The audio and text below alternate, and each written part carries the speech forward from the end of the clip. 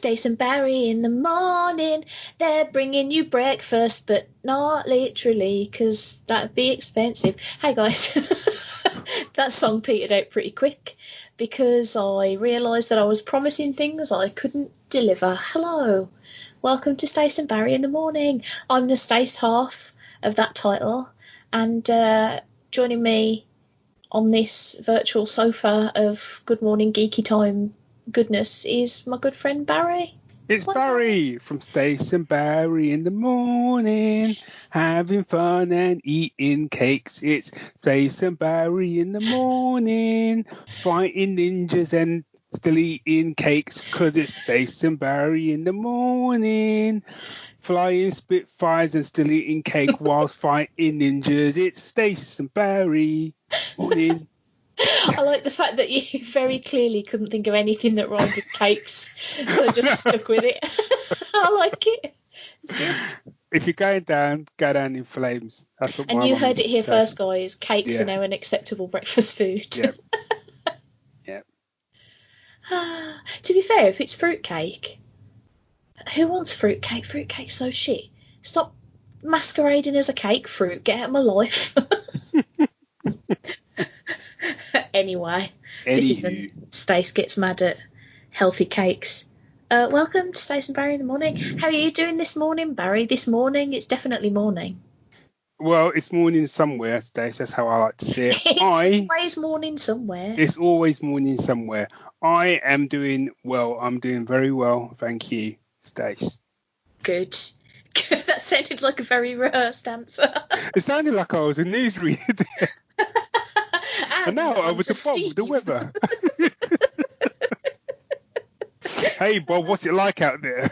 Well, mate, it's raining pretty badly. This episode's gone to pot, and I'm actually drinking.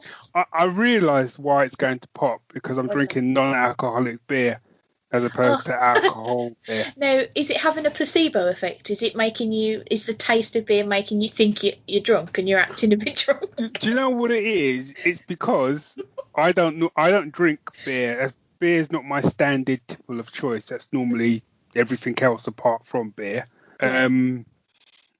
So when I do drink non-alcoholic beer, in my mind, I'm just drinking beer because I can't really taste the difference. Yeah, I have a weird thing with beer in that I don't like the taste of just like a regular old like pale ale or whatever. So I only drink like mad fruity beers that no one else likes. It's like, hey, do you want like a fucking citrus and sea salt gose? And I'm like, yes, please. And everybody else is like, bleh. Oh, I quite like the sound of that. It was really good. It was from Northern Monk. It's called Tidal. And it was really nice. This isn't Stace and beer in the morning. Come on now. Stace and beer in the morning. Stace gets pissed in the morning. I've been replaced by a bottle of beer. Do you know what? If this was actually videoed, it would just be like you sitting on the sofa with a bottle of beer next to you. What do you think about this, Barry? It's just a bottle of beer. I just hold the beer up to the camera like, oh, yeah, good thought, beer. Nice one. With a pair of glasses drawn onto the label. I'm going to have to keep an eye out now for beers that look like Barry. Let's make it a game, kids. You see if you can. Well, maybe not kids because you shouldn't be going into off licenses, but slightly older kids, just make it a game. Go into like offies and see if you can find beer that looks like me. But you'll find loads. What a weird start. Maybe we should do a segment before. Shall we? Fucking hell. Do you know what? Let's do a segment, Stace. Let's do a segment. Yeah.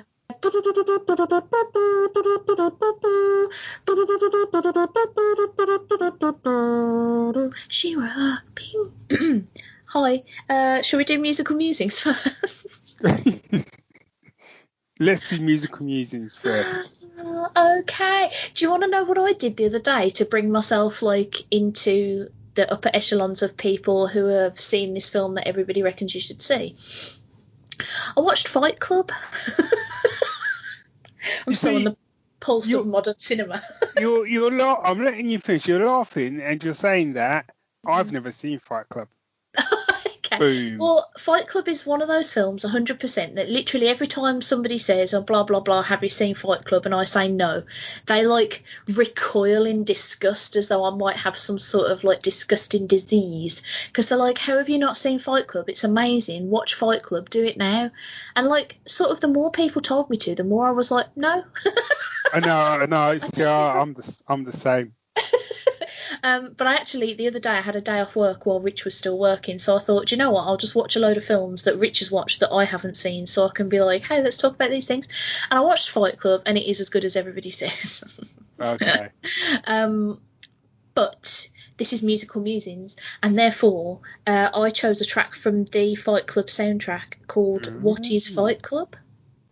The soundtrack to Fight Club is such a weird thing to recommend because I think it is very, very good. It's by the Dust Brothers, which is John King and Mike Simpson. They are songwriters, but I think they're mostly known as being producers. They've done a lot of stuff with, I think, the Beastie Boys and Beck and other people I can't think of right now. Should have written down. That's called prep, and I don't do any of it. But yeah, so it's sort of like electronic, sort of like almost grimy, undergroundy, electronic-y type soundtrack. But I think it's one of the few examples of where I actually much prefer listening to the music with the film because it so perfectly marries up with everything that's happening in the film. There's a lot of sort of like, it often gets really frenetic and really manic. It's very intense at times. There's often like a sort of slightly sort of eerie or a little bit off kind of sounding notes every now and again that sort of alludes to. I'm trying to dance around spoilers, but this film came out in 1999. so what am I doing? Although technically I am not allowed to talk about Fight Club. That's the first rule. It's all I know about Fight Club. Well, the fun fact about a little fun fact for you about the movie Fight Club. The first two rules are you don't talk about Fight Club, and when you go onto the Letterboxd movie reviewing app, if you try to post a review of Fight Club, it'll ask you if you're sure you want to break the first two rules of Fight Club. Nice. Which I thought was pretty cool.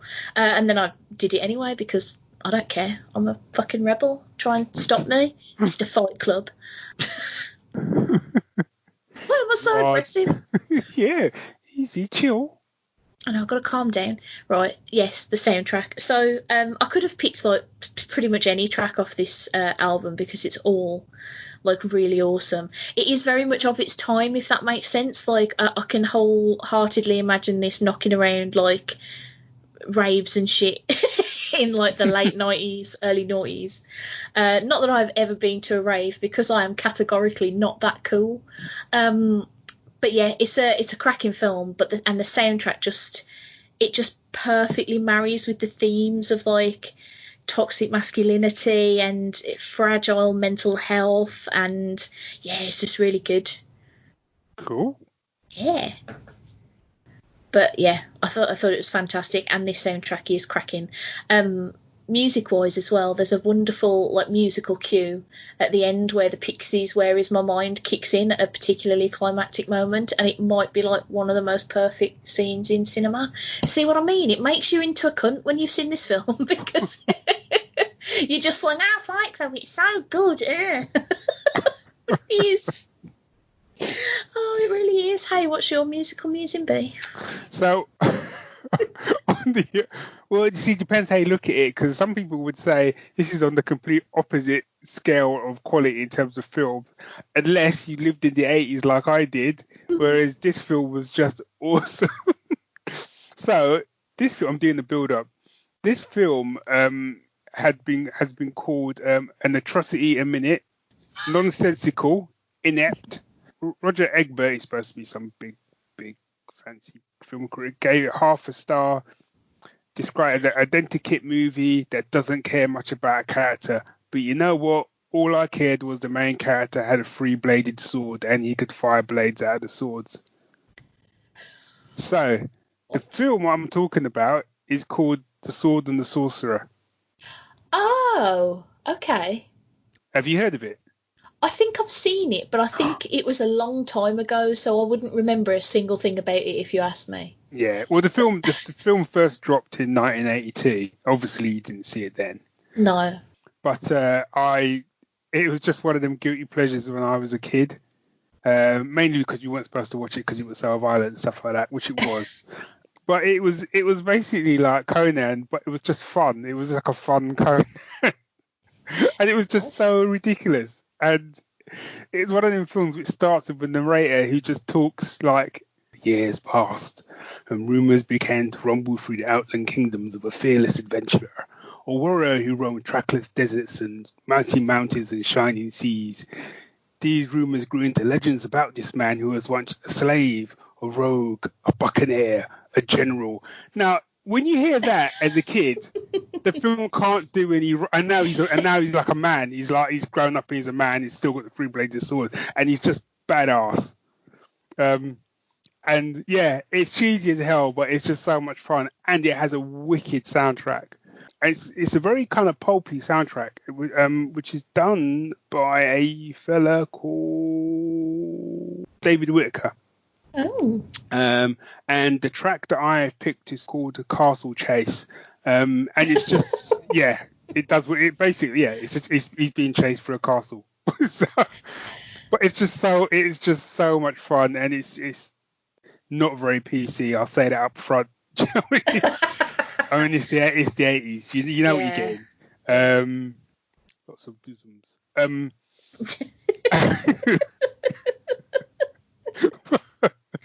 Wow. I mean, it even ends. I mean, I'll cut this bit, but right at the end, it ends where basically they've done the job, and because he's basically the leader of these mercenaries, they're like the fantasy version of the A-Team, and they've done the job. And right at the end of the film, it's like, "Where to now, General?" He's like, "To Lambosha to save his kingdom." And they're going to ride, and he says something like, "Well then, let's be off. There's a kingdom to be saved. There's a battle in the offing, a kingdom to be saved, and women to love." And then they all ride off. And I was just like, I was just living my best life. Oh, that's amazing. You need to watch this film, but you need to watch it heavily intoxicated, perhaps. Where's that citrus and sea salt ghost? Yeah, it's just it's awesome. It sounds quite spectacular. Yeah. So that's my musical music. I feel like I should update on the time that you pointed out that I ought to listen to was it The Ride of the Fire Mares from Krull? Oh my god, it's so good though. Isn't it? It's so fucking good though. Oh, I loved it, yeah. So I'll definitely check this out because Castle Chase sounds like a great name for a song. Like, fantastic. Although when you first said it, I did envision like a whole castle chasing a guy and then realised that I was probably being an idiot. Oh, right. What now? It's like a castle just stands up, he's like, "Fuck you, mate," and just starts like chasing him down the road. Leave it out, Bernie. He's had enough. Have it. It's just lobbing turrets. Bernie the castle. Leave it, Bernie. He's had enough. Oh my god, he's dead. Can't you see? He's dead. Wanker. Oh, jeez. Oh dear me. Apologies to people who are listening to Stace and Brian in the morning for the first time, and we completely understand if you never return to this show. Perhaps it's time for another segment. Hey, perhaps it is. I keep brain farting on what to do for my trumpet noise, and I was thinking to myself that you've just done She-Ra, I'll do He-Man next, and I've forgotten the fucking tune, which is really bad because... Oh, yeah?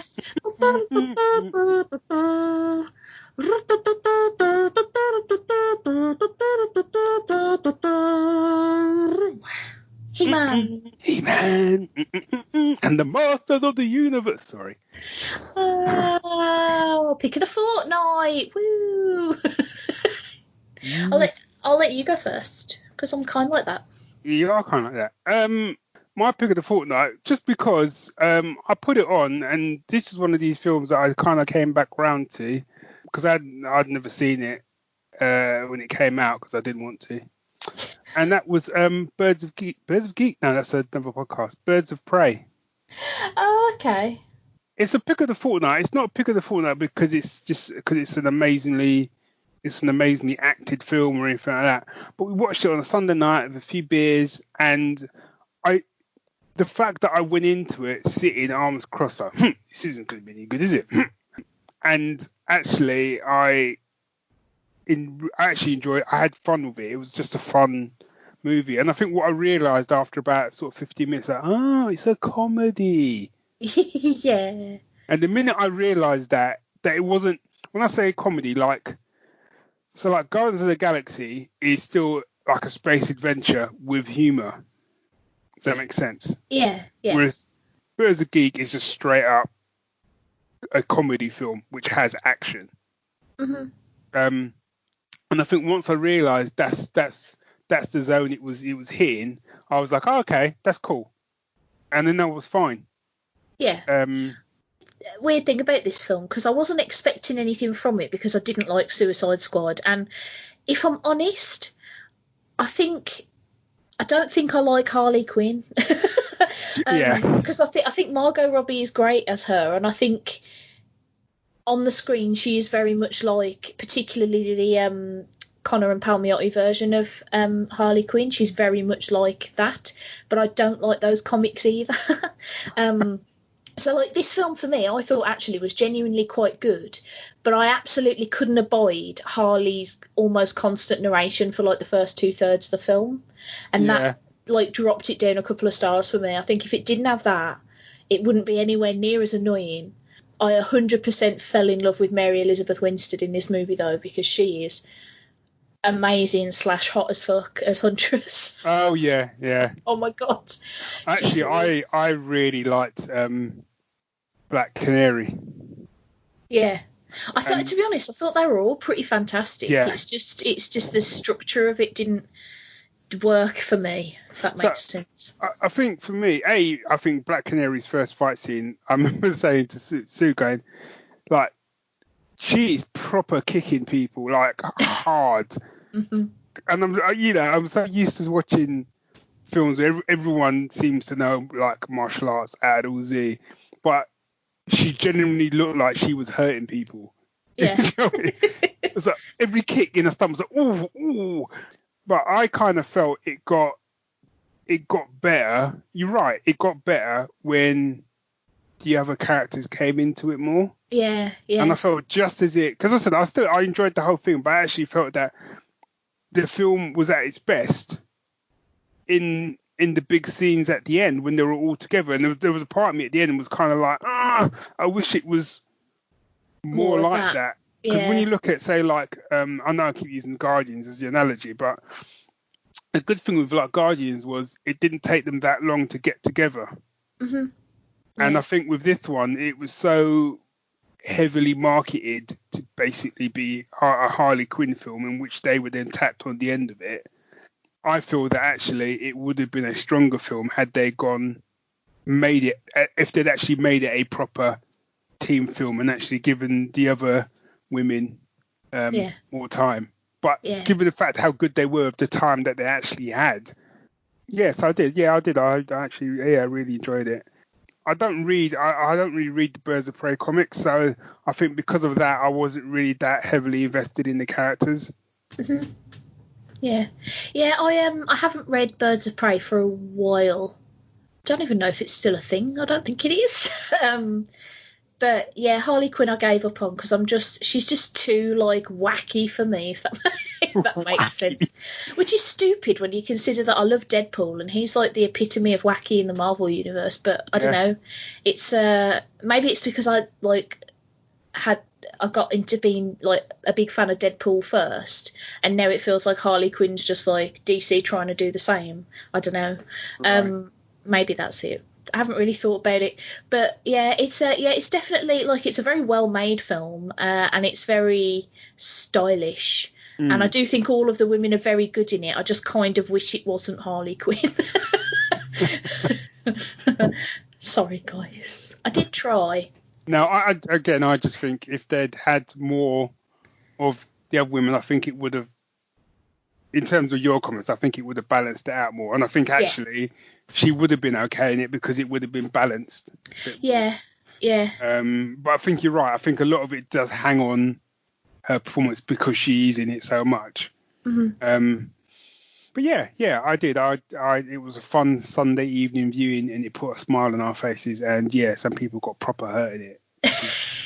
There were some people that said, I know it's supposed to be like violence, and some of them are getting, but there were people that I'm like, you're not getting up. You're not getting up from that, mate. Nah, just stay down. Why do you even try to get up when somebody's got a giant hammer and stuff? Like, just don't. Get hit with a baseball bat, and some of them was just. What are you doing? Well, my pick of the fortnight is decidedly less fun. Sorry. Rich and I just started watching a BBC miniseries called The Capture. I don't know if you've seen it, heard of it. Yes, I've. Is this the one with the ex-soldier? Yes. So it's and CCTV. That's the one. Yes. I watched it when it came out. Oh, nice. I don't know why it just suddenly appeared on Richie's radar, but he just said to me the other day, he was like, do you want to watch this? And he clicked onto it, and there was a screenshot of Ron Perlman, and I was like, yeah. I was like, yeah, of course I do. What are you talking about? It's really good, isn't it? Don't tell me what happens. I've got one episode left.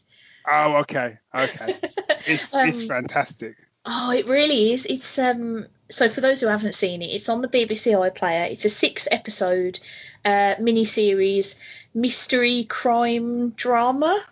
It's probably the best way to phrase it. It's about a guy who is being framed for something, and the investigations around that, and it's very twisty, and it's very cleverly written to keep you wondering what the hell's going on. Yeah. But without making you feel like an idiot, if that makes any sort of sense. There's a lot of times when I'm watching stuff like this and I'm like, do I just not get it because I'm stupid, or is is this just like confusing and shit? And whereas this one is definitely like, I can tell they're going somewhere and they don't want me to know everything yet, and it's very intriguing.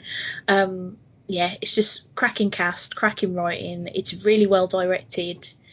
I am probably going to watch the last episode basically the instant we finish talking. Right. Because I'm very excited. I want to see how it ends. But yeah, I'm not usually into like crime drama stuff, but I really liked this because it is much more about the CCTV and the motives and stuff. Yeah. I think the reason, because even though it is kind of gritty, it has that kind of, I think it's because it's a bit of a conspiracy thriller as well. So it feels, and because you've got Ron Perlman and you've got Americans, it feels a bit more kind of higher concept than what you normally get on BBC. And by that, that's not a diss to BBC stuff, but BBC stuff tends to be more grounded. Yeah. Whereas this feels a little bit higher than that. I'm not making myself clear, but I know what you mean. Yeah. Yeah, it's just something. And the central guy, the central two characters, I think. The cop, she's fantastic. Yeah, she's amazing. The ex-soldier guy, he's just got this kind of simmering rage. At any moment, you feel he's just going to lose the plot. Yeah. And yeah, because of the kind of character it is, you do. And again, I'm trying to be careful because I don't want to spoil it. But you do go back and forth from where you stand with what's going on around him. I said, not sure, Yeah. So yeah, there's no easy answers in this show. Yeah, I'm really enjoying it. I've been like, me and Rich aren't usually the kind of people to like binge stuff, but I'm pretty sure we've got through like 5 episodes in about 2 days. Yeah. It's just phenomenally gripping viewing. Yeah, I've been really enjoying it. Cool. So I could do a quick. There you go. That'll do. Okay. That'll do. Okay, Saturday morning gaming. So, I don't know, because Rich has got, I say Rich, it's not Rich's game, you're both gamers, but Rich does more gaming, does he? Yeah, no, I'm a backseat gamer. I like to watch other people game and tell them what to do. Yes. Because I'm too much of a wuss to play things myself. Yes, I knew I was right. But you've got a PS4, haven't you? Because we talked about Spider-Man. Yeah. So, have you heard, it's only just come out, but it's a new game called Ghost of Tashima. Okay, I've heard of it, but I've not seen anything of it. Okay. So, basically, it's centered around the first Mongol invasion of Japan. It's it's basically a cross between. I'm trying to think of what. 'Cause there was a show I used to watch as a kid called A Water Margin, but you might not have watched that. No, not a clue. Seven Samurai, King. Basically, you think of any kind of Japanese cinema which has samurai in it. Not necessarily The Last Samurai with Tom Cruise. I know that is a good film, but I'm thinking like proper old school. Yeah. That's what, and then you basically throw on that kind of that kind of open world trope of like your Red Dead and your GTA, and that's what Ghost of Tsushima is. This is, I've played it now for about, I don't know, about 4 or 5 hours, and which I would probably say is a small part of the game because it's going to be one of these 40-hour games, isn't it? This is ranking up to be one of the best games I've ever played. Nice. Just because, and by that I think it's because it's a very personal game to me, because I still do love kind of samurai and that whole concept of honor and all the rest of it. But again, there was this show I used to watch as a kid called The Water Margin, and it was this sweeping Japanese epic. They used to come on BBC Two 6 o'clock on a Friday, and it was all dubbed and stuff like that. But it was like this epic thing, and so I kind of grew up with that and watching them sort of old school Japanese films and stuff. And it's basically all of those rolled up into a game, and the game itself is absolutely gorgeous. The attention to detail is just phenomenal. I would say just take the time, go on YouTube, watch a couple of sort of gameplay videos and stuff, and you'll see how good it looks. Yeah. And you're a badass. I've got a big straw, because you can get different gear and stuff. I've got a big straw hat now, and I'm just a badass. I just walk into places and just kick off. I'm like, yeah, have it. What of it? Yeah. But the really clever thing about it is there's no, even though you can get you can buy different weapons and stuff like that, all your enemies have the same level of skill, as in you don't have these situations like when you're playing an Assassin's Creed game where if you go to certain areas of the map and you haven't got if you haven't upgraded yourself enough, there's no way you're going to be able to do it. With this one, it's about learning the different skills. So you can do different stances, and you have to learn the different stances. And depending on what stance you're in, you have a chance against, say, someone who's got a shield or someone's got a spear and stuff like that. But even if you haven't learned those stances yet, you can still fight them and you can still kill them. It's just that little bit harder. So the game dynamics are brilliant. The game itself is brilliant, and like I said, the minute we finish here, I'm heading back in. Nice. Yeah. Oh, I sort of sometimes I really wish I was like a better actual gamer, because I do love games, but I'm just so crap. Like I just like die all over the place and can't remember what the buttons do, and like I'm just a proper div.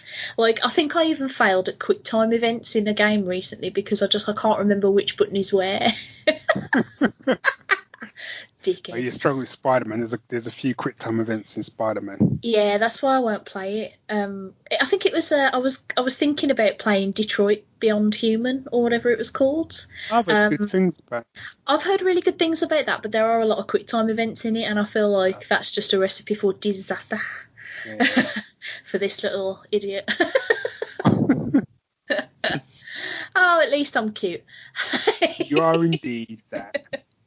I've become a ball of hair. That's what's happened to me in lockdown. I've just become a mass of hair. Just walking, talking hair. Anyway. I've got a beard, so... Nice. I'd keep the beard and the moustache down, but the hair on the top of my head is just becoming a bit sort of like crystal tips. Anyway, wrap it up. Hey, that was Stace and Barry in the Morning, Season 2, Episode 18. I actually checked this time. Boom. If you would like to get in touch with me or Barry, you can do us a tweet at Stacey's Parlour and at Geek Syndicate. If you want to send us an email, staceandbarry@gmail.com. If you want to, I don't know, send us a package, don't do that. It's weird. I'm not going to give you my address. But we love you. Bye. Bye all. Mwah. Don't know why I'm catching.